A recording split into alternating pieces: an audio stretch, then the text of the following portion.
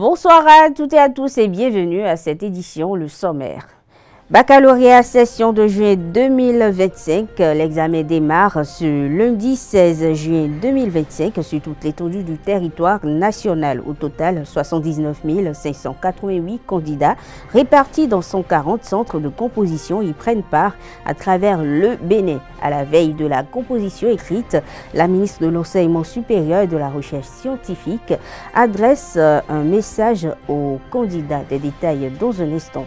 Le président Patrice Talon a reçu au palais de la Marina ce vendredi les préfets, les maires, les secrétaires exécutifs des mairies et les représentants de l'ANCB. Il était question de faire un bilan sur la réforme structurelle de la décentralisation au Bénin. Toujours cette semaine, les étudiants de diverses filières, licences comme master, ont soutenu à Esaü Gbedjromene. Retour dans cette édition sur les journées de soutenance.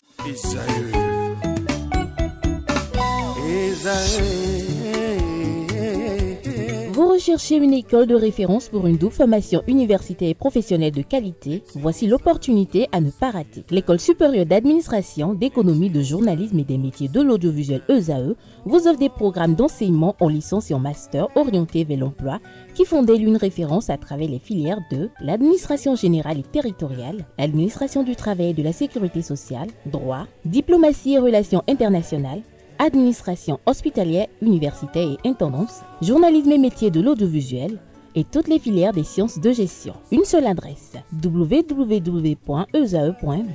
Rendez-vous dès maintenant sur nos campus Esaü Gbedjromene au numéro 90 93 65 21 ou au numéro 98 98 14 00. Paracourt sur le numéro 52 46 12 12. Abomey-Calavi au numéro 52 88 44 44. Akpata au numéro 52 88 33 33. ESAE, l'excellence a un nom.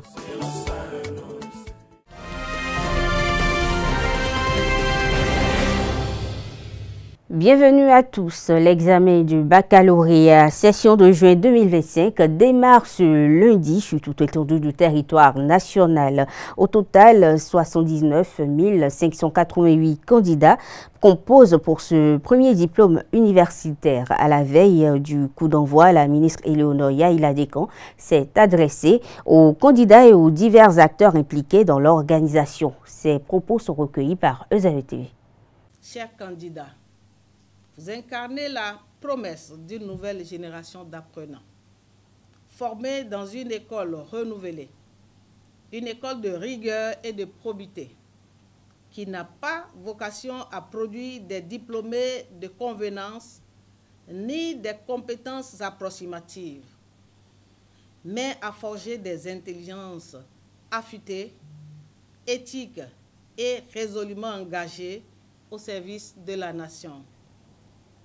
Dans les prochaines heures, vous serez appelés à faire la démonstration de votre préparation, de votre sens de responsabilité et de l'intégrité personnelle qui vous distingue.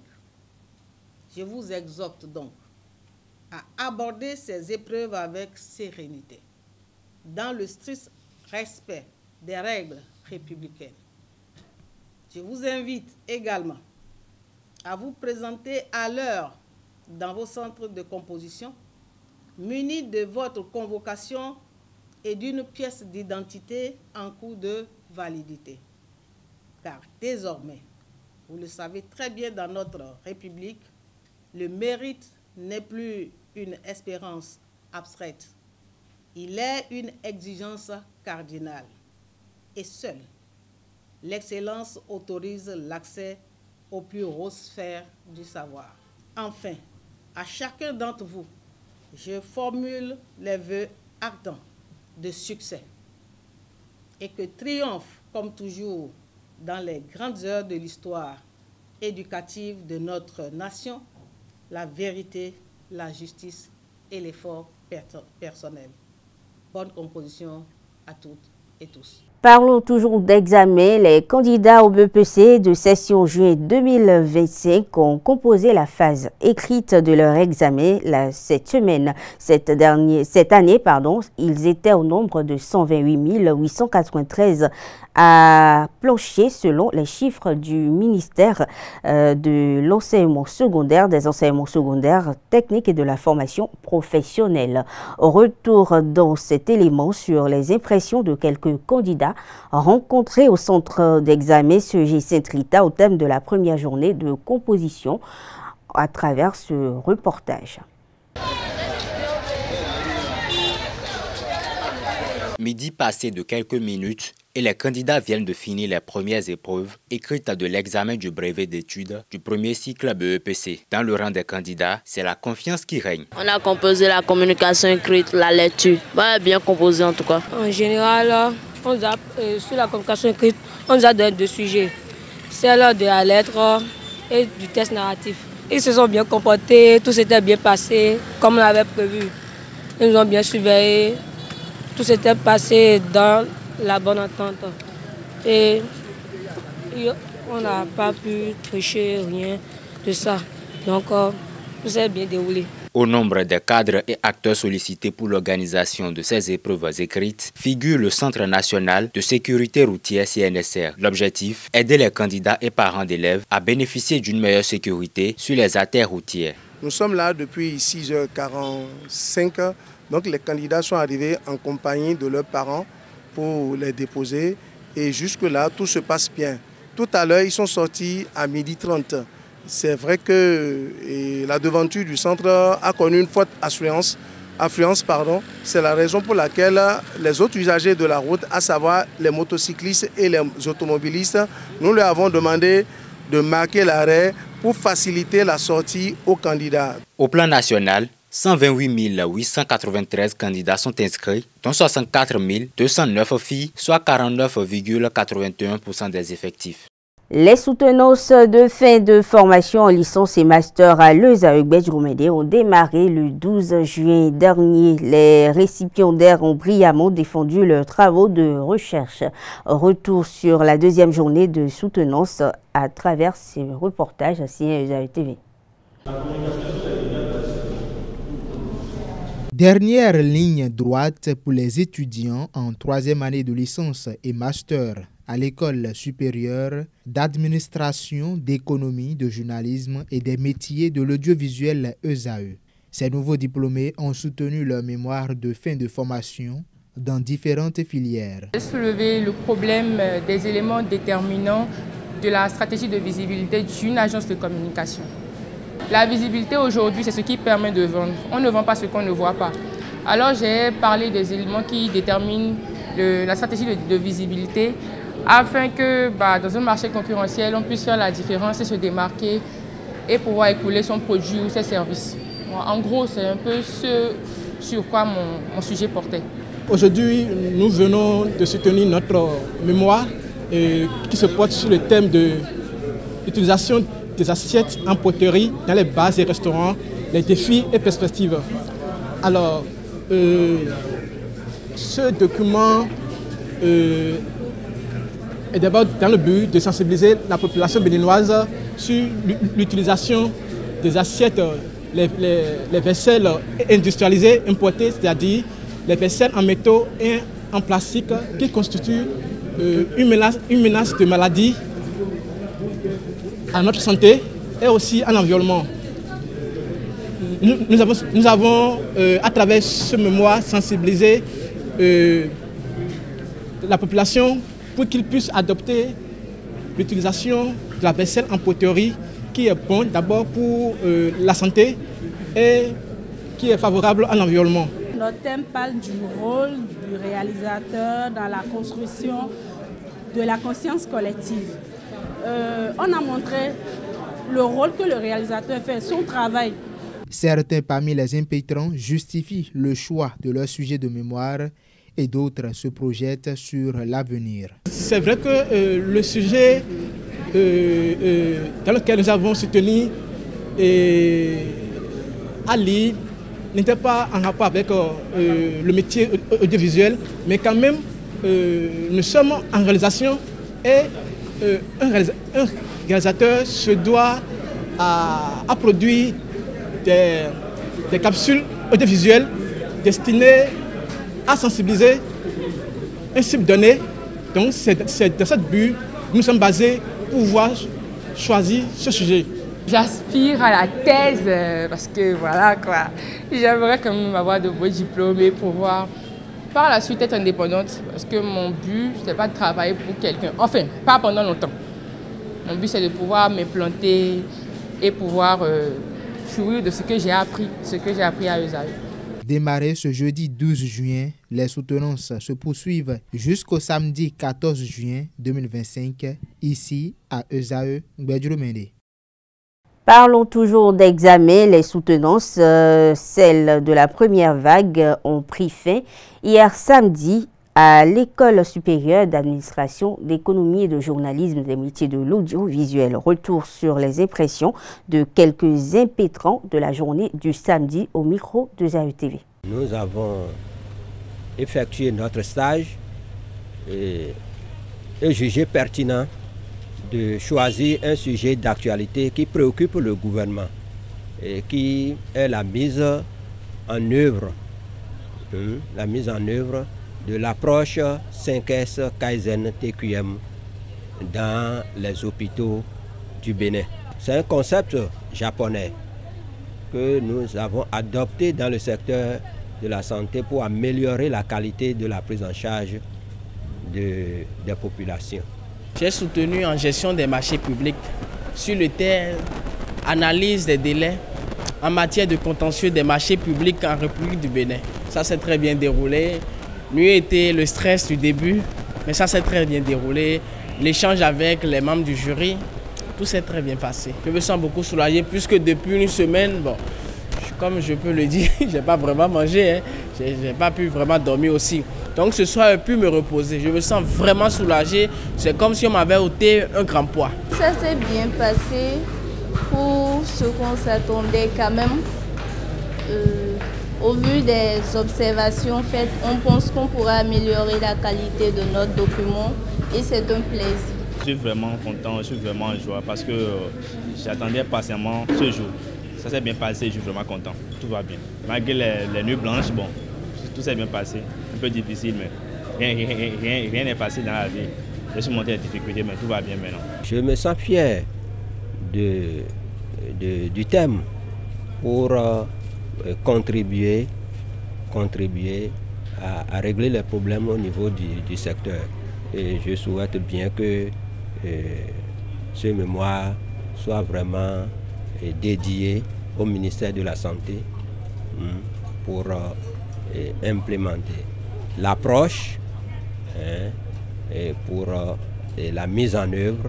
D'abord, trouver un boulot qui cadre avec ma formation et si possible continuer encore pour avoir le doctorat. Je remercie beaucoup le Fondé, je remercie nos enseignants, tous ceux qui nous ont encadrés durant toute cette formation, tout le personnel et en particulier M. Joël pour tout son suivi. Je parle de M. Joël Roumancet. J'ai beaucoup apprécié la formation. Tout s'est bien passé dans le cadre professionnel, vraiment professionnel de tous les acteurs et dans le respect mutuel aussi. Les projets actuellement, comme on le dit, étudier n'a pas d'âge. On a l'ambition de faire plus et nous allons y réfléchir pour aller de l'avant et contribuer au développement de notre pays. On aborde d'autres types de sujets. Dans cette édition, le Palais de la Marina a abrité le vendredi 13 juin dernier un séminaire présidé par le chef de l'État, Patrice Talon, sur l'évaluation de la gouvernance locale et l'avenir de la réforme de la décentralisation. Étaient présents à ce grand rendez-vous les membres du gouvernement, les préfets des 12 départements, les maires des 77 communes, leurs adjoints, les secrétaires exécutifs des mairies et les représentants de l'ANCB. Il a été question de dresser le bilan à mi-parcours de la réforme de la décentralisation en vigueur depuis 3 ans. Voici le compte rendu de la cérémonie de lancement. Pour la 2e fois en moins de 5 ans, Tous les acteurs de la décentralisation sont conviés par le président Patrice Talon. Cette nouvelle rencontre avec les maires des 77 communes du Bénin et leurs adjoints fait écho à celle du 21 septembre 2021 tenue au Palais des Congrès de Cotonou, axée sur l'inventaire des pratiques de décentralisation de 1989 à cette date. À l'époque, le constat était peu flatteur avec de nombreuses insuffisances notoires relevées. Corruption, gabegie, mauvaise gouvernance et manque de courage dans l'action publique. En somme, la gouvernance dans nos communes apparaissait comme la réplique locale de la pagaille nationale. C'est ce qui a donné lieu, mesdames et messieurs, à la réforme structurelle du secteur de la décentralisation avec, en point d'orgue, la séparation des fonctions politiques de celles administratives et techniques. En application de cette réforme, les élus ont la responsabilité de tracer les grandes orientations du développement communal.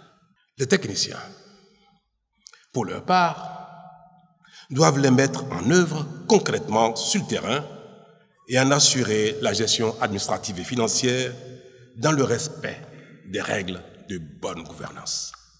Depuis 3 ans, une avancée majeure est enregistrée, la séparation effective des fonctions politiques et celles administratives à l'échelle communale, matérialisée notamment par la création du poste de secrétaire exécutif.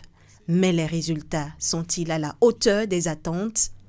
À l'évaluation au quotidien, on observe plutôt à travers les différents rapports de la cellule de suivi qui ont parfois conduit à des sanctions en raison de graves dérapages que beaucoup d'acteurs n'ont pas encore suffisamment intégré l'esprit de la réforme, 3 ans donc après son avènement.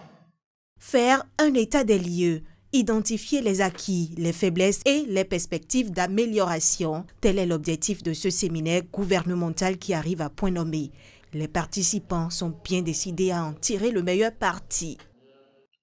Les communes de notre pays, par ma voix, vous remercient pour cette belle opportunité que vous nous offrez d'échanger avec vous dans ce magnifique cadre de la salle du peuple sur les enjeux du développement local au Bénin. C'est justement le lieu de saluer l'ambitieuse réforme structurelle du secteur de la décentralisation qui, après quelques années de mise en œuvre, porte des fruits tant au profit des communes que des acteurs que nous sommes. Nous comptons sur votre riche expérience de la gestion avec la participation des acteurs ici présents pour améliorer ces pratiques. Les échanges s'annoncent francs et constructifs dans une ambiance de parole libre. Ce séminaire, auquel prennent part également les secrétaires exécutifs, va renforcer les capacités des acteurs, clarifier les objectifs et rappeler les grands principes qui guident la réforme de la décentralisation engagée par l'État béninois.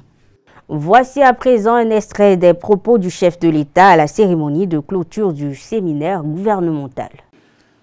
Je voudrais sincèrement vous dire merci et vous féliciter pour la tenue de ce séminaire qui a tardé à venir, mais qui enfin s'est tenu. C'est la toute première fois que le gouvernement, dans son ensemble, tient une telle rencontre avec les élus locaux pour évoquer notre modèle, pour évoquer notre appréciation de la gouvernance centrale et locale. Je voudrais sincèrement vous dire merci et apprécier combien les discussions ont été franches et conviviales. Je ne m'attendais pas moins, mais j'ai été vraiment surpris par la qualité de nos échanges, la franchise et la convivialité qui a surtout prévalu à la tenue de cette Je veux vous rassurer que tout ce qui a été dit a été bien noté et que dans le courant de la semaine prochaine, un séminaire gouvernemental sera tenu pour évoquer en détail tout ce qui a été exprimé par les élus.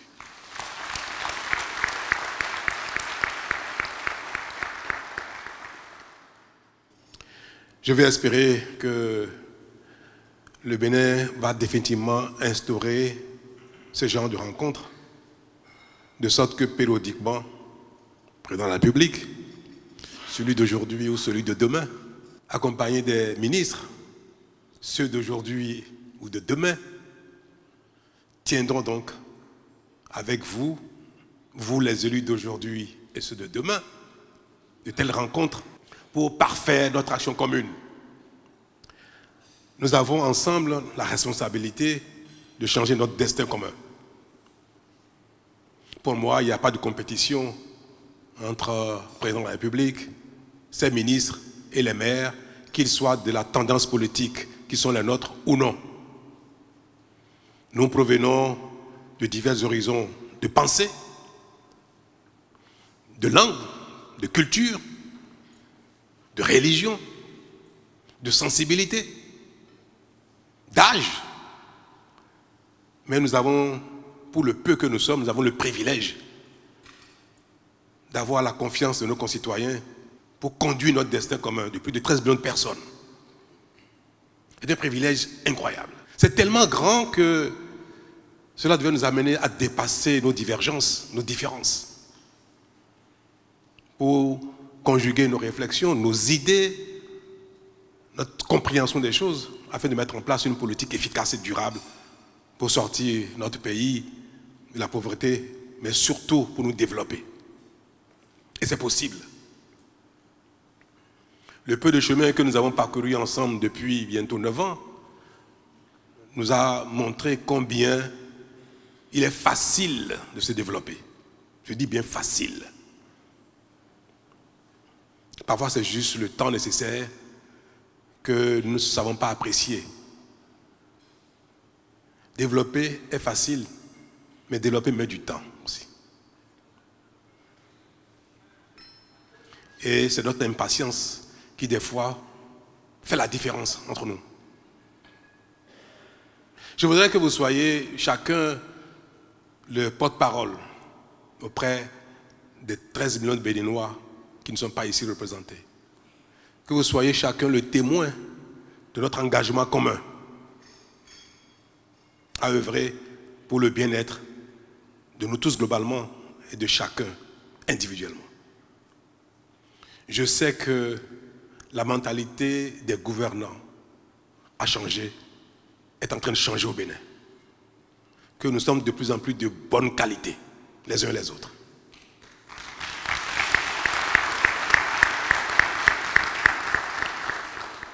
Je sais que nos travers du passé ne nous caractérisent plus, que ce passé est vraiment derrière nous. Je sais que nos railleries actuelles sont faites pour nous exalter dans la bonne conduite de notre mission. Mesdames et messieurs,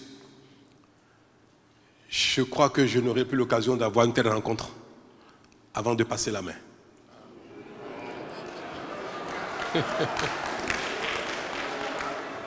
Je voudrais que mes propos soient perçus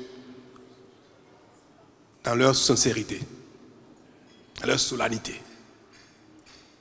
Vous dites combien je crois au destin du Bénin. Je crois à notre capacité de développement, à notre capacité de création de richesses. Et je n'ai qu'une prière, vivre un peu longtemps pour constater cela de mes yeux, mes propres yeux.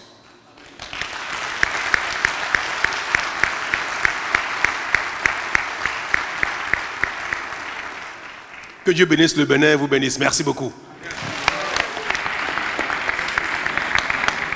Au terme de ce grand rendez-vous, les élus locaux ont livré leurs impressions. Suivons ensemble.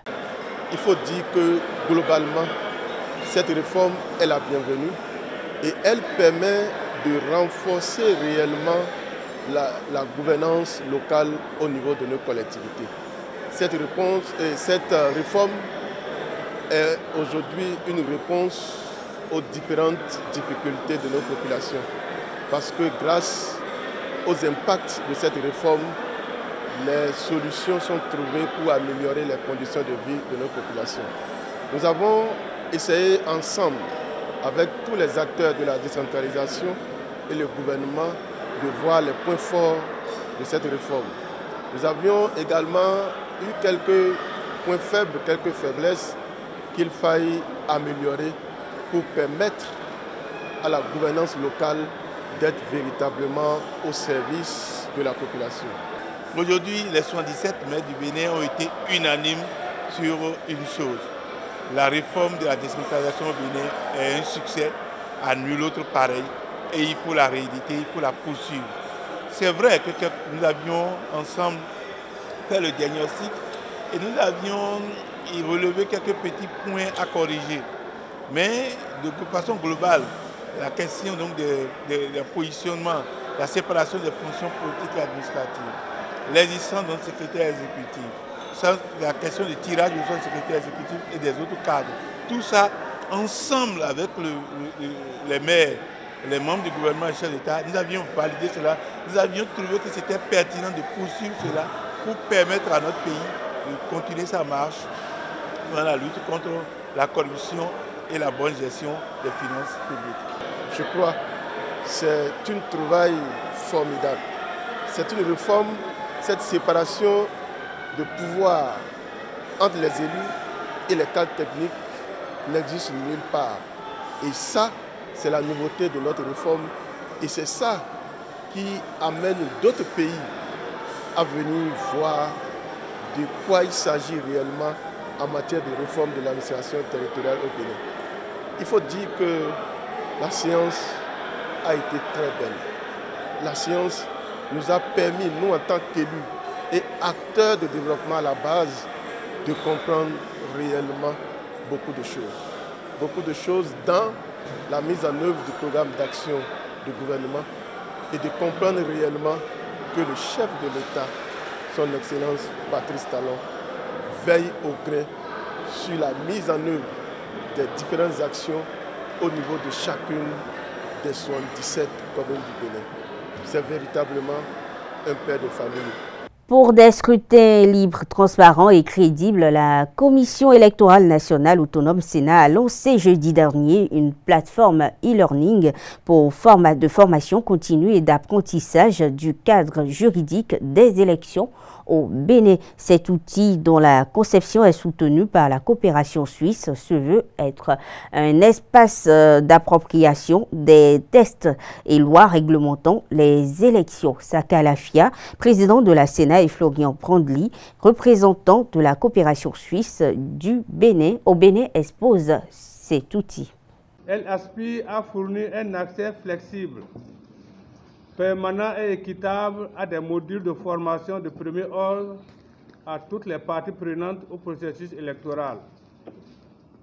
Elle est ouverte à tous, qu'il s'agisse de citoyens, de membres de partis politiques, d'observateurs, de membres de la société civile engagés qui souhaitent mieux appréhender le fonctionnement de la démocratie béninoise. La Sénat s'efforce de réaliser trois objectifs majeurs à travers cet outil. Premièrement, renforcer les compétences de tous les acteurs impliqués dans la gestion des élections. Deuxièmement, promouvoir une meilleure compréhension du cadre juridique des élections en République du Bénin. Et troisièmement, enfin, assurer une communication efficace pour favoriser l'approbation collective de la plateforme.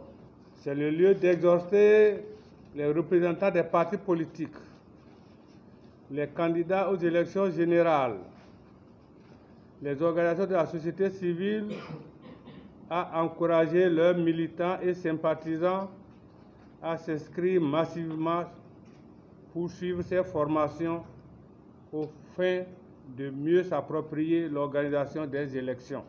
Je tiens aussi à exprimer ma reconnaissance envers tous ceux qui ont participé à la conception et à la concrétisation de cette plateforme.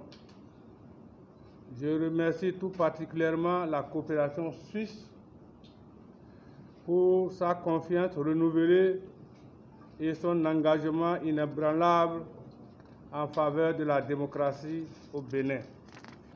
Je me réjouis d'être témoin ce matin du lancement tant attendu de cette plateforme de e-learning qui a reçu un appui financier de la phase 2 du programme Redevabilité, soutenu par la coopération suisse. Comme vous le savez certainement, Winston Churchill semblait avoir dit une fois que la démocratie est la pire forme du gouvernement, à l'exception de toutes les autres expérimentées au fil du temps. Ce bon mot renvoie à un constat essentiel. La démocratie est exigeante. Elle demande de l'investissement et une attention permanente. Notre satisfaction est donc d'autant plus grande que nous ne doutons point que cet important outil de renforcement de capacité que nous inaugurons aujourd'hui contribuera à améliorer le professionnalisme des agents électoraux et les connaissances de tous les acteurs du processus électoral. Annick Dimadja, directrice de communication de l'Union progressiste Le Renouveau, et Eugène Dossoumou, secrétaire administratif permanent du Bloc républicain, saluent cette innovation. Très bonne initiative et pour cela je crois qu'il faut encore féliciter la Sénat pour les innovations qu'elle introduit afin d'assurer des élections libres, transparentes et puis sans violence. Il était important effectivement que la Sénat puisse mettre à disposition des formations politiques cet instrument qui leur permettra certainement de mieux se préparer pour éviter après les déconvenus ou les désagréments auxquels on assiste généralement lors des élections, puisqu'il permet de sensibiliser sur les tests électoraux, sur le cadre juridique et sur les rôles et responsabilités de chaque acteur intervenant à divers niveaux dans le processus électoral. Et je voudrais féliciter la Sénat pour cette belle initiative, pour cette innovation majeure qui permettra certainement de mieux aborder dans la quiétude et en toute confiance les élections générales de 2026. On parle du Conseil à présent. Les membres du gouvernement se sont réunis le 11 juin dernier pour la traditionnelle session hebdomadaire du Conseil sous la présidence effective du chef de l'État, président de la République. D'importantes décisions ont été prises au titre des mesures normatives. On a la transmission à l'Assemblée nationale pour examen et vote du projet de loi portant adoption de la vision nationale de développement à l'horizon 2060 en République du Bénin. Des précisions avec le porte-parole du gouvernement, Wilfried Léon Ngoumbéji. S'agissant des mesures normatives, transmission à l'Assemblée nationale pour examen et vote du projet de loi portant adoption de la vision nationale de développement à l'horizon 2060 en République du Bénin. La présente vision est formulée dans une approche participative, scientifique et inclusive après l'évaluation de la première. Elle postule que, citation, « À l'horizon 2060, le Bénin est un pays de paix, de prospérité et de bonne gouvernance, de rayonnement culturel et international pour le bien-être commun. » Fin de citation. Par ailleurs, elle s'inscrit dans une démarche de consolidation des acquis de la vision Bénin à l'AFIA 2025, tout en intégrant les nouveaux défis et enjeux de développement de notre pays pour explorer les futurs possibles et éclairer les décisions de l'État. En effet, l'analyse du système bénin a permis d'identifier les tendances lourdes et les ruptures potentielles qui déterminent notre trajectoire de développement. Le scénario optimiste retenu projette un Bénin caractérisé par une économie prospère et compétitive, une gouvernance inclusive et efficace et un bien-être partagé dans toutes les régions. Déclinée en 9 orientations et 15 objectifs stratégiques, cette vision est l'émanation des aspirations des Béninois collectées sur toute l'étendue du territoire national. Elle est intitulée Bénin 2060 à l'AFIA, un monde de splendeur.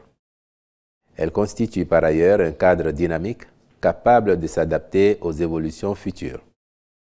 Conformément aux dispositions de la loi cadre sur la planification du développement et sur l'évaluation des politiques publiques en République du Bénin, la vision nationale de développement est adoptée par une loi. Le Conseil a donc instruit les ministres chargés du développement et de la justice d'assurer le suivi du processus législatif à cet effet. Comme autre mesure normative, il a été adopté le décret portant création de la société d'exploitation des loisirs et activités du Golfe d'Avlekété SA et approbation de ses statuts. Dans le registre des communications, le gouvernement a procédé à l'adoption du plan stratégique de développement 2025-2029 au ministère du Tourisme, de la Culture et des Arts. Des précisions sur d'autres mesures et décisions prises toujours au cours du Conseil avec le porte-parole du gouvernement. En point 1, adoption du plan stratégique de développement 2025-2029 du ministère du Tourisme, de la Culture et des Arts. Élaboré avec une large participation des différentes parties prenantes concernées, il fédère les interventions du ministère au cours des 5 prochaines années et vise à faire de ces secteurs des vecteurs de développement durable, de cohésion sociale et de rayonnement international. Ainsi, il projette, citation, qu'à l'horizon 2029, le Bénin est une destination touristique de renommée mondiale soutenue par une riche diversité culturelle. Fin de citation. Pour ce faire, 3 orientations stratégiques sont définies en vue d'y parvenir.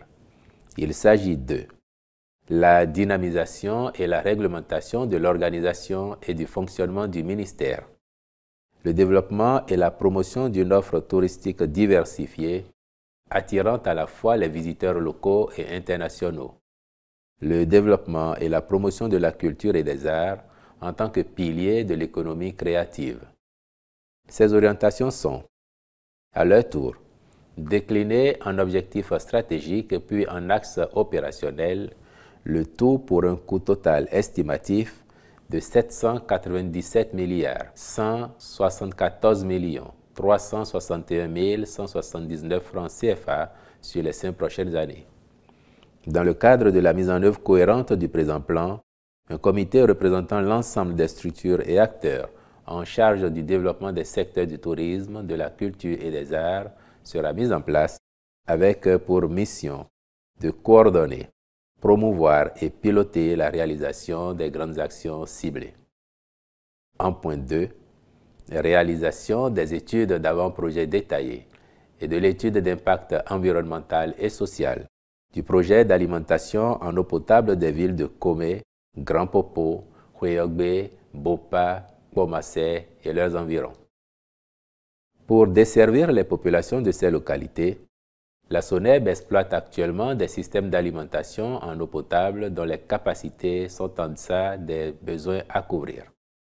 Ces villes connaissent aujourd'hui un développement urbain significatif, alors que leurs systèmes d'adduction d'eau potable, mis en service depuis une vingtaine d'années, n'ont connu aucune évolution, ni un renforcement des équipements et infrastructures, ni en extension et densification de réseaux.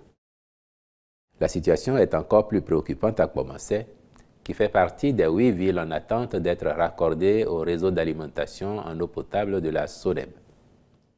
Dans les localités desservies, il s'observe à Komé, Grand Popo, Houéogbe et Bopa un faible taux de desserte en eau potable, des défaillances dans le service de distribution d'eau potable, une insuffisance, voire l'absence d'extension du réseau dans plusieurs quartiers de ville et leur périphérie.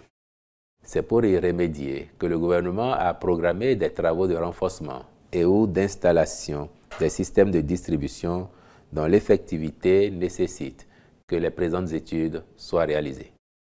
Il a donc marqué son accord pour la contractualisation avec une entreprise spécialisée qui conduira les travaux. Au chapitre des rencontres et manifestations internationales, il a été autorisé la participation du Bénin à la 10e édition de la Journée africaine de la fonction publique à Addis Abeba en Éthiopie du 21 au 23 juin 2025, puis l'organisation à Cotonou du premier congrès de la Société de nutrition du Bénin du 12 au 14 juin 2025, de la 8e session ordinaire du comité régional de pilotage du projet Suède Plus du 2 au 4 juillet 2025, ainsi que de la 3e édition du Forum international du cadre de vie du 9 au 11 octobre 2025. Au chapitre des mesures individuelles, enfin, les nominations ci-après ont été prononcées sur proposition des ministres respectifs. Au ministère de la Santé, directeur général du Centre hospitalier universitaire de zone Abomey-Calavi-Soava, M. Lambert Loko-Tonouji.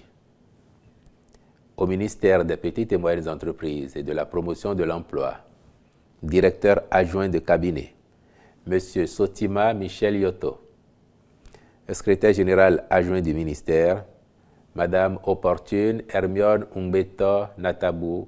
Le Forum de l'investissement pour un entrepreneuriat prospère et durable au Bénin, co-organisé par le ministère de l'Économie et des Finances du Bénin et l'Agence belge de coopération internationale ENABEL, a marqué un tournant décisif dans l'accompagnement du secteur privé béninois.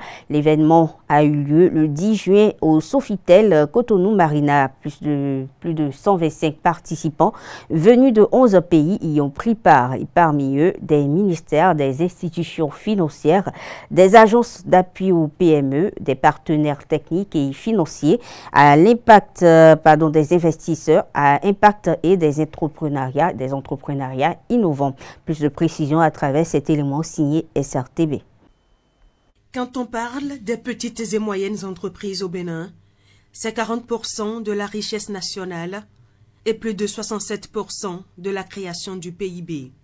Travailler à accroître leur niveau d'investissement s'avère donc nécessaire. Le Forum de l'investissement pour un entrepreneuriat prospère et durable se veut être un creuset d'échanges sur les mécanismes de financement pour le développement des PME.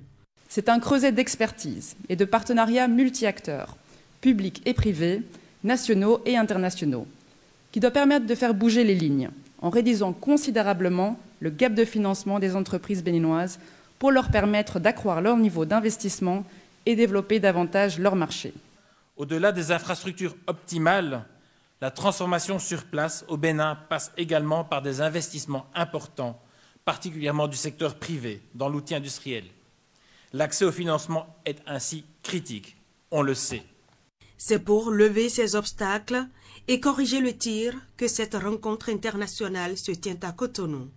Au nombre des activités, des sessions de travail, des panels, des rencontres B2B, avec pour point d'orgue la signature d'accords de financement à l'endroit d'une dizaine de PME. Ces accords, nous l'espérons, contribueront à stimuler l'investissement privé, à améliorer les capacités productives de ces entreprises et à démontrer par l'exemple que les modèles de financement alternatifs et efficaces sont possibles. J'ai de très bonnes expressions parce qu'il faut dire, ce financement c'est sans garantie et c'est un prêt subordonné. Et donc je pense que c'est quelque chose qu'on n'a même pas, sur le plan national. Ce forum illustre la dynamique du Bénin pour positionner ces PME comme levier d'une croissance inclusive. Avec des partenaires et des réformes structurelles, le pays ambitionne de devenir un hub entrepreneurial en Afrique de l'Ouest. L'association des spécialistes en environnement du Centre interfacultaire de formation et de recherche en environnement durable a célébré le 12 juin dernier la journée mondiale de l'environnement. C'était à l'université d'Abomey-Calavi, le point avec ESAE TV.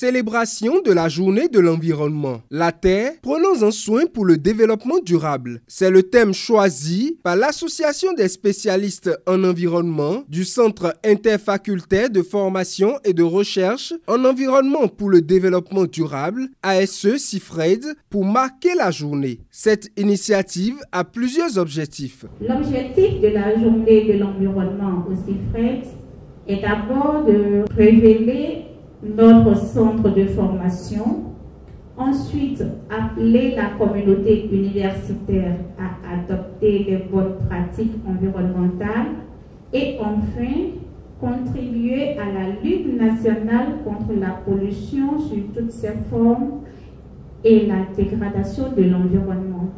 Pour cette célébration, la SE-CIFRED a concocté un riche programme pour ses participants. Le 11 juin, la commune de Soava a eu droit à 1000 plants. Un geste de la SE-CIFRED que la première autorité communale a apprécié et a apporté son soutien en tant que parrain. Vous avez choisi de planter des arbres dans la commune de Soava.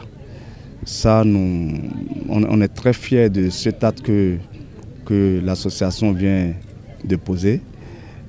Je l'ai dit tout à l'heure, quand on parle de Soava, les gens pensent que Soava est dans l'eau. On n'est pas dans l'eau. Dieu a donné tout à Soava. Nous avons de l'eau, nous avons de la terre. Et la terre a besoin des plants. Et c'est ce que vous voulez faire, c'est ce que l'association CIFRED veut faire aujourd'hui. Je pense que ces plants vont pousser pour des générations à venir. Notre rôle en tant qu'élu, c'est de faire en sorte qu'il y ait un suivi régulier pour que ces plants puissent pousser et grandir pour lutter un tant soit peu contre le réchauffement climatique. Cet acte fort va contribuer au bien-être de la terre. Plusieurs autres activités ont meublé cette célébration. Une caravane, des conférences publiques, une foire, un don de sang et bien d'autres. Un projet qui ravit l'administration du CIFRED. Le maillon faible au niveau du CIFRED était, on va dire, le service en à la communauté. C'est pour ça que quand nos amis, nos étudiants se sont organisés en association des spécialistes de l'environnement, CIFRED, toute l'association de CIFRED s'en était félicitée et a saisi le bal au bon. Cette association ouvre les portes, si je peux m'exprimer ainsi, que même les responsables de CIFRED n'arrivent pas à ouvrir. La preuve est que, pendant la présidente a indiqué tout à l'heure qu'il y a quelques mois, l'association a été reçue par la coordinatrice des Nations Unies au Bénin. Au-delà du CIFRED, la SE-CIFRED contribue à l'essor de l'université d'Abomey-Calavi.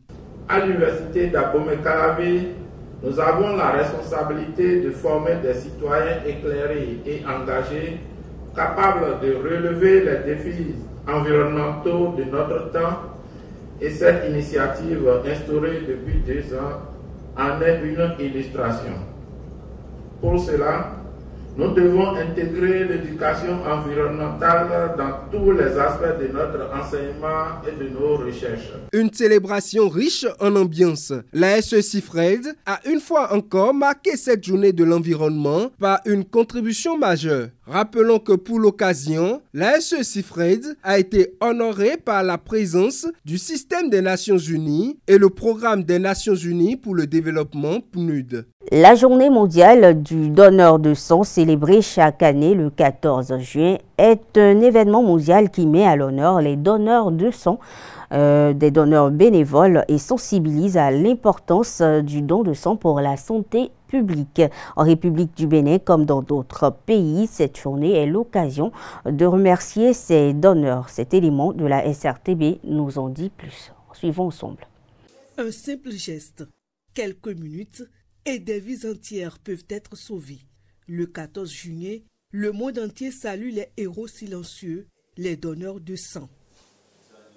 Instaurée par l'Organisation mondiale de la santé, cette journée vise à remercier les donneurs volontaires tout en rappelant un besoin urgent. Chaque jour, des milliers de personnes dépendent du sang pour survivre. Le sang est un liquide précieux et vital qui est d'une importance capitale pour la survie de l'espèce humaine. Et nous sommes dans une période de pluie. Et nous savons qu'aujourd'hui au Bénin, toutes les 3 minutes, une poche de sang est demandée. Et pour aider les enfants à mieux vivre parce que si ça manque, on perd beaucoup d'enfants et nous sommes dans la période de décès infantile. Du coup, c'est un geste hyper important pour solliciter autant que nous sommes. Ceux qui sont bien sûr favorables au don, parce que tout le monde n'est pas favorable, ceux qui sont favorables au don doivent vraiment faire le geste utile. Accouchement compliqué, accident, maladie chronique, le sang sauve. Une poche de sang peut aider jusqu'à 3 personnes. Pourtant, les réserves sont souvent insuffisantes. Le don de sang reste un acte vital, mais trop rare. Je suis un miraculé parce que j'ai été sauvé par un donneur de sang quand j'avais encore 3 ans. Voyant ce geste et l'impact que ce geste a sur ma vie, parce que sans ce geste, aujourd'hui, je ne serais pas là, je me suis dit, raison de plus encore, pour pousser plus de monde à faire ce geste solidaire-là. Notre devoir, c'est d'apporter aussi notre contribution à ce que la vie sociale, à travers des dons pareils pour sauver des vies, soit effective et que nous puissions contribuer au bien-être de la population béninoise. Chaque don a son importance. Chacun peut, s'il le souhaite, participer à cet élan de solidarité. La journée de l'enfant africain est célébrée chaque année le 16 juin. Une occasion de faire le bilan des progrès réalisés et des défis restants en matière de protection et de bien-être des enfants au Bénin. Avant la célébration de l'édition 2025, ce lundi, une assise a réuni des acteurs étatiques et non étatiques sur les questions de renforcement de la protection des droits de l'enfant africain. Retour sur cette rencontre tenue à Cotonou avec la SRTB. La protection des droits des enfants rassemble encore plus. À cet atelier de concertation, les acteurs de protection de l'enfant discutent des progrès et des défis à relever. Nous abordons le thème de cette édition de la JEA à travers cet atelier qui vise un double objectif, à savoir faire le point des progrès accomplis depuis 2010 en matière de budgétisation et de planification des interventions en faveur des enfants, ouvrir un dialogue sur la problématique des enfants en situation de rue, qui est un phénomène préoccupant et grandissant, notamment dans les grandes villes de notre pays. L'événement a permis de souligner l'importance de la collaboration entre les institutions nationales et les partenaires internationaux pour garantir le respect des droits fondamentaux des enfants africains. Tout récemment encore, de grands chantiers ont été lancés avec des réformes stratégiques majeures dans le domaine de la protection sociale, dans le domaine du travail social, dans le domaine de la justice, dans le domaine de l'état civil, dans le domaine du genre et de la lutte contre les violences basées sur le genre. Ensemble, tous aspirent à bâtir un environnement protecteur, équitable et prometteur pour l'avenir de chaque enfant. Sous le patronage du ministère de l'Enseignement supérieur, de la Recherche scientifique et de la présidence de l'Agence nationale de l'alimentation et de la nutrition, ANAN, la Société de nutrition du Bénin a organisé au Palais des Congrès de Cotonou la première édition des Journées scientifiques de l'alimentation et de la nutrition du 10 au 14 juin dernier. Un rendez-vous qui a connu la participation des chercheurs professionnels de la santé, décideurs politiques et acteurs de développement. Retour sur ces assises avec la SRTB. La nutrition et l'alimentation sont des sujets cruciaux qui focalisent toutes les attentions au cours de ces journées scientifiques. Cet événement, qui est à sa première édition, vise à créer une plateforme de partage d'expériences face aux défis actuels liés à la sécurité alimentaire. Nous devons faire en sorte que la recherche sur la nutrition soit synthétisée, soit mise ensemble pour pouvoir permettre aux décideurs de prendre des décisions adéquates. Donc, l'ensemble des chercheurs du Bénin et de différents pays d'Afrique se sont mis ensemble pour participer à ces journées afin de venir présenter leurs recherches. Le thème principal de ces journées scientifiques est intitulé « Situation nutritionnelle en Afrique face aux défis actuels des systèmes alimentaires, quel horizon d'ici 2030 ». Ce thème souligne bien les enjeux nutritionnels actuels auxquels doivent répondre les politiques africaines, l'urgence d'une réponse concertée de tous les acteurs clés des secteurs de l'alimentation et de la nutrition, afin de mieux impacter nos populations. Il est impératif que la science nous guide vers des solutions durables, adaptées et innovantes. En Afrique, la situation est bien évidemment plus dramatique puisque une personne sur 5 souffre de faim et il semblerait que l'insécurité alimentaire toucherait presque une personne sur 2. L'UNICEF et l'ensemble des partenaires techniques et financiers restent pleinement engagés aux côtés du gouvernement et de tous les autres intervenants. Il s'agit en définitive de proposer des actions concrètes permettant d'améliorer les tendances actuelles pour accélérer l'atteinte des objectifs de développement durable. Clap de fin pour le projet ressources éducatives financé par l'Agence française de développement mise en œuvre par l'Institut français. Pour capitaliser les acquis, une cérémonie de cession des droits de diffusion de la collection des bandes dessinées Aventures béninoises à l'association BD a eu lieu le 12 juin dernier à Cotonou, compte rendu signé SRTB. Le Bénin a été choisi parmi 15 pays de l'Afrique subsaharienne comme pays pilote du projet Ressources éducatives, un projet financé par l'Agence française de développement. Les actions prévues dans le cadre de ce projet sont orientées vers la structuration de la filière de livres de jeunesse. 1510 professionnels du livre ont été formés, 42 associations ont été subventionnées pour des actions de médiation réalisées sur tout territoire, 2 collections de bandes dessinées, 4800 livres jeunes pupilles distribués, 12 podcasts sur les listes du livre produits et diffusés. Je pense que le bilan est extrêmement positif puisque le projet a permis d'agir sur toutes les strates finalement et au niveau institutionnel. Puisque on a quand même travaillé avec les différentes institutions dans le domaine de la culture et dans le domaine de l'éducation, et au niveau des acteurs professionnels de la chaîne du livre, que ce soit les créateurs, que ce soit les libraires, que ce soit les bibliothécaires ou les médiathécaires.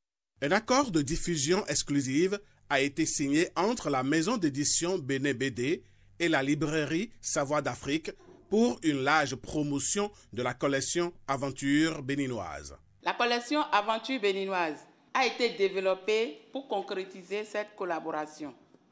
Nous, acteurs de la chaîne du livre, impliqués dans la réalisation de ce chef-d'œuvre, sommes vraiment fiers et garantissons la bonne diffusion auprès des lecteurs potentiels, les amoureux des mangas, j'allais dire des mangas béninois.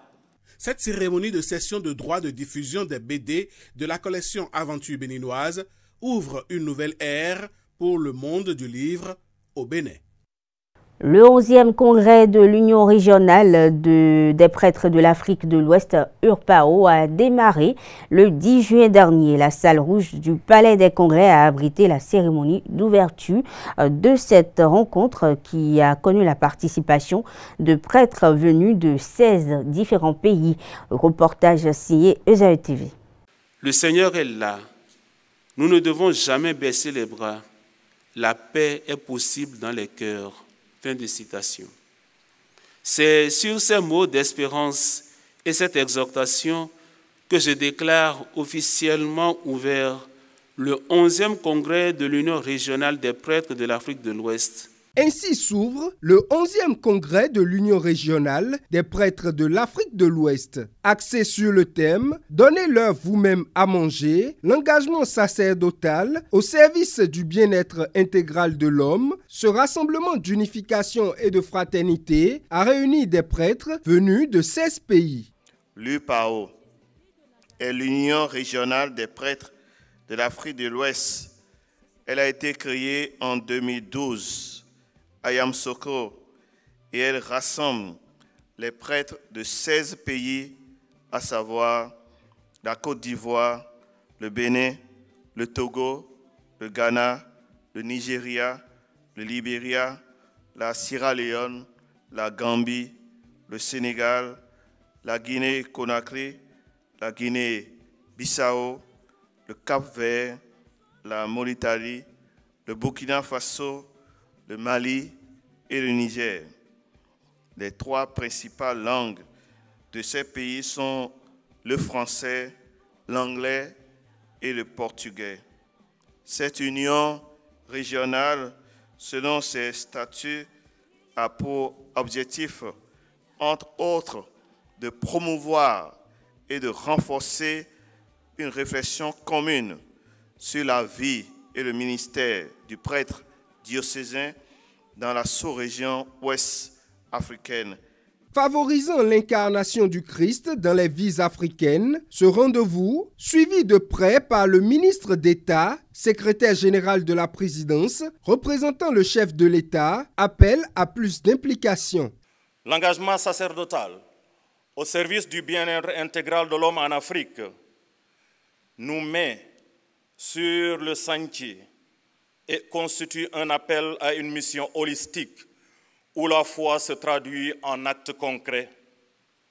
Donnez-leur vous-même à manger symbolise cette responsabilité directe et active des prêtres qui doivent être à la fois pasteurs spirituels et acteurs de développement humain. C'est pourquoi je souhaite ardemment que notre séjour ici à Cotonou soit un temps de renaissance, un temps qui nous permettra d'envisager l'avenir avec beaucoup de détermination et d'espérance. Ces assises réjouissent la conférence épiscopale du Bénin qui sera sûre de sa portée. La conférence épiscopale du Bénin est fière de votre présence et se réjouit de ce creuset qu'elle perçoit comme une véritable Pentecôte pour le renouveau de la vie sacerdotale en Afrique de l'Ouest. À l'image de la première communauté chrétienne qui n'avait qu'un seul cœur et une seule âme, nous voici réunis pour cette 11e Assemblée générale de l'Union régionale des prêtres de l'Afrique de l'Ouest pour faire Église et poser un diagnostic sur l'état de santé de notre vivre ensemble.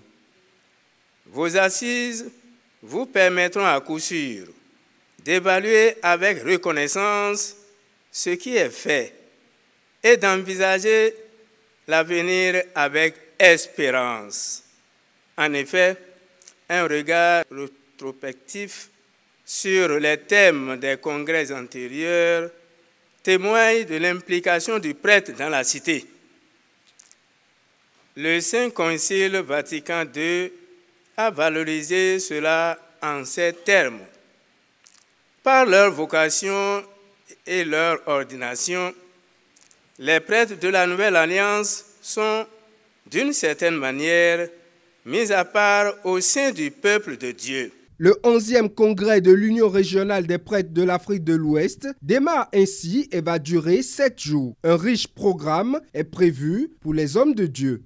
Le Bénin est préoccupé par la détérioration de la situation sécuritaire au Moyen-Orient. Il l'a fait savoir à travers un communiqué ce samedi 14 juin par le biais de son ministère des Affaires étrangères. La diplomatie béninoise réitère son attachement au principe de règlement pacifique des différends. Il se dit profondément inquiet face à cette escalade porteuse de graves risques pour la stabilité régionale et la sécurité internationale. L'exécutif béninois invite ainsi les parties concernées à faire preuve de grande retenue afin d'éviter une spirale incontrôlable de confrontation. L'inquiétude du Bénin survient au lendemain d'une spectaculaire riposte de la République islamique d'Iran. Dans la nuit du 13 juin 2025, plus de 150 missiles balistiques ont été tirés en direction du territoire israélien.